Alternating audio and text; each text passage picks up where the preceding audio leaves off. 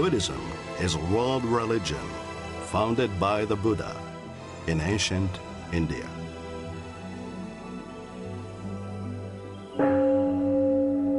Buddhists seek wisdom, meaning, inner peace, and freedom from greed, hatred, and ignorance.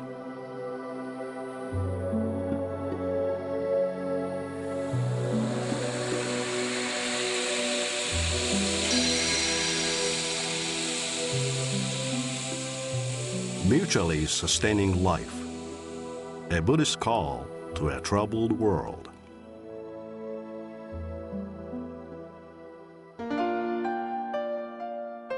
Just as rain falls on all vegetation, so Buddhist compassion extends equally to all people. Just as different plants receive particular benefits from the same rain, so people of different natures and circumstances are blessed in different ways. Hello. It's truly a pleasure and an honor to be able to share our message with you. From a Buddhist standpoint, it's a miracle to be born as a human, let alone be able to communicate, albeit through an electronic medium. To illustrate this point, there is a well-known Buddhist parable that goes as follows. There once lived a sea turtle in the vast ocean. A piece of wood with a round hole about a foot in diameter was thrown in the ocean. The turtle, living in the depths of the sea, only comes up to the surface every 1,000 years. And the chance of that turtle coming up to the surface and sticking his head through that hole is the same as that of us being born a human being. Well, speaking of miracles, we are fortunate to have as our guest a person whose work keeps him constantly on the go between North America and Asia. Dr. John McRae is a professor of Buddhist studies at Indiana University, where his primary area of specialization is Chinese Chan and Japanese Zen. But his recent interests have included a study of American Buddhism, particularly of Zen Buddhism. In any case, we thought we would take this opportunity to have him share his thoughts on Buddhism in America with a focus on Zen. Well, John, thanks for coming on the show. Appreciate you being here. Well, I'm very happy to be here. My first question has to do with the state of Buddhism in America. What's going on? How do you assess the situation as far as Buddhism? I think Buddhism is growing pretty well in the United States.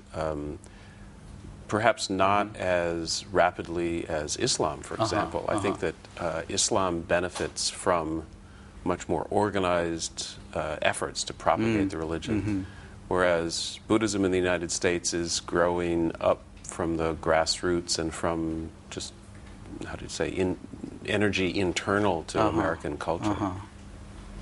Good. Well, so it's growing. And how is it when we compare this situation with when we were back in our college days? And I know we were on the same Stanford campus in the late 60s. Right. I don't recall seeing too much Buddhist presence then. I don't. Yeah. I think, but there was around that time, there was kind of a Zen boom, for example. Maybe that was a beginning? And maybe it was right about the beginning. I know that you and I graduated, I graduated in 63, or 64, I guess. That early?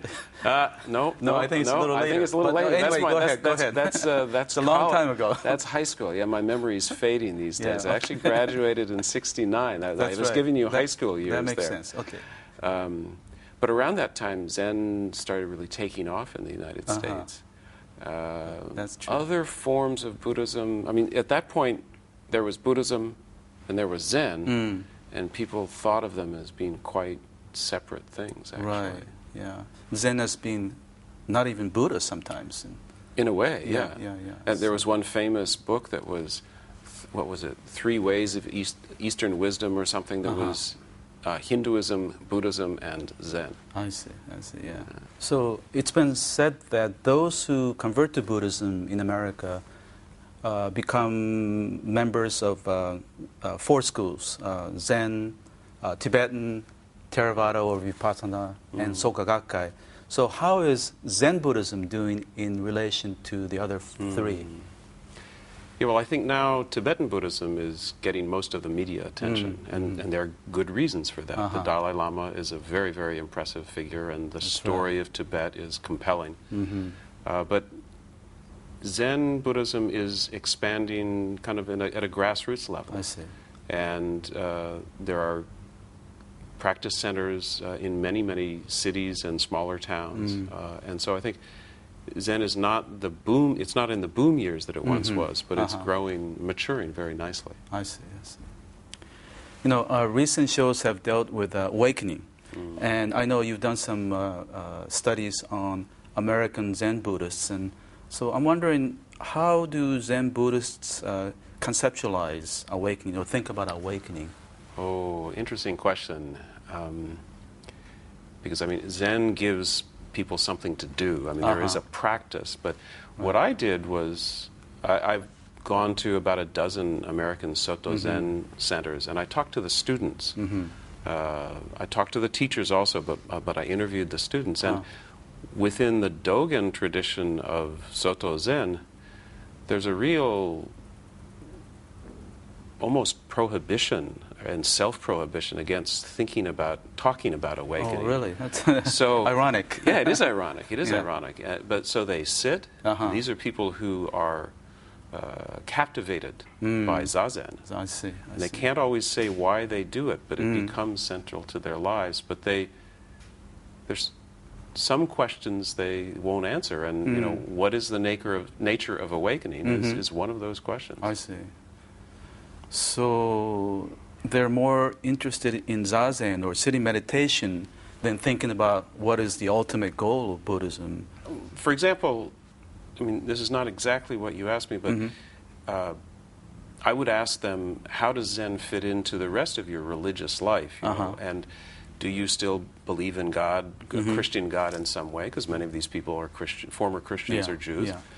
Or what happens to you after you die? Which is, you know, a big issue for all of us, I think. And mostly they would say, well, gee, I don't know, ask me after I die. So they were kind of consciously putting off making decisions in a way that I think of as articulate reticence. I mean, these articulate reticence. They're very well-spoken, very well-educated, but there are certain issues they're just not going to take a stand on, and I think even awakening is one of those issues. Well, how about, you hear a lot about the emphasis on living in the moment, in the present. Do you find that kind of this talk in your study?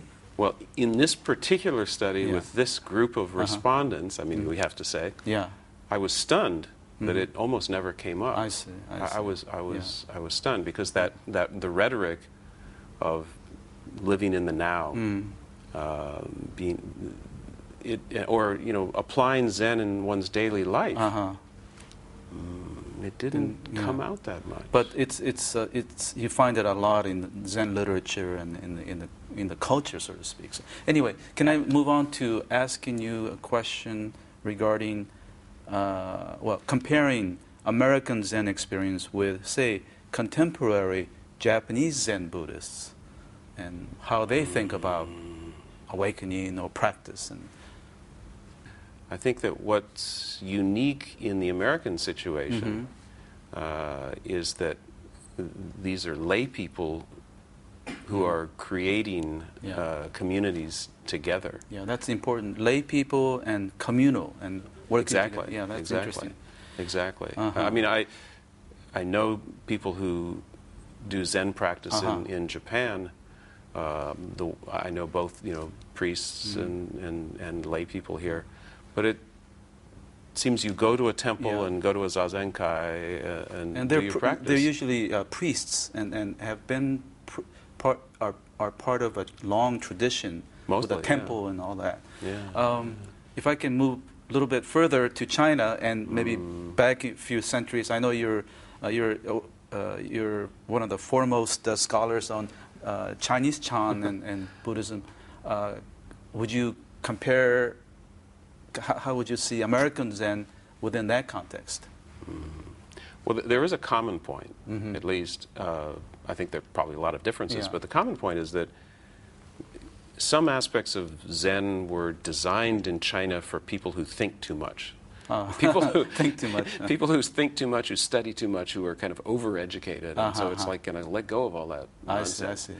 Interesting. And in a way, that was very attractive to a lot of American Zen Buddhists. So the kind of the putting down those cares and worries and so forth is a strong element in Zen. Okay. Do you think Americans are messing things up? I mean, how they taking Buddhism and... Well, no doubt, yes, in many, many ways, no doubt. But there's one similarity that always strikes me, that we think of American culture as a instant kind of McDonald's, use it and throw it away.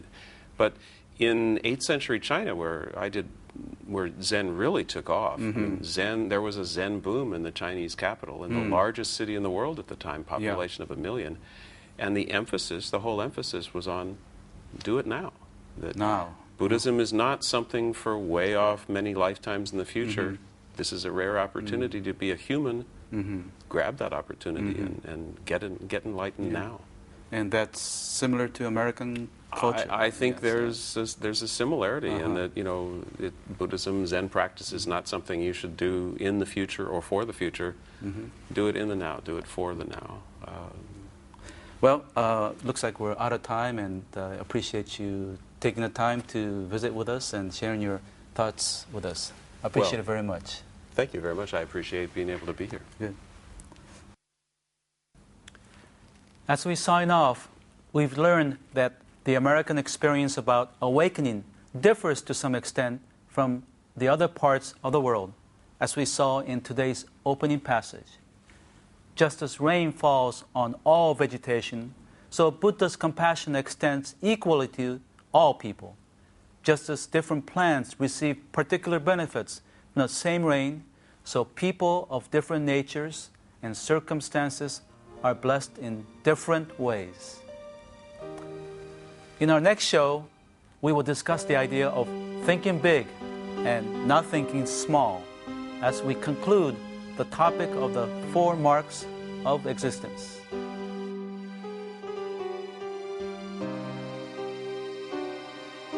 We at Bukkyo Dendo Kyokai pursue peace and happiness for people around the world.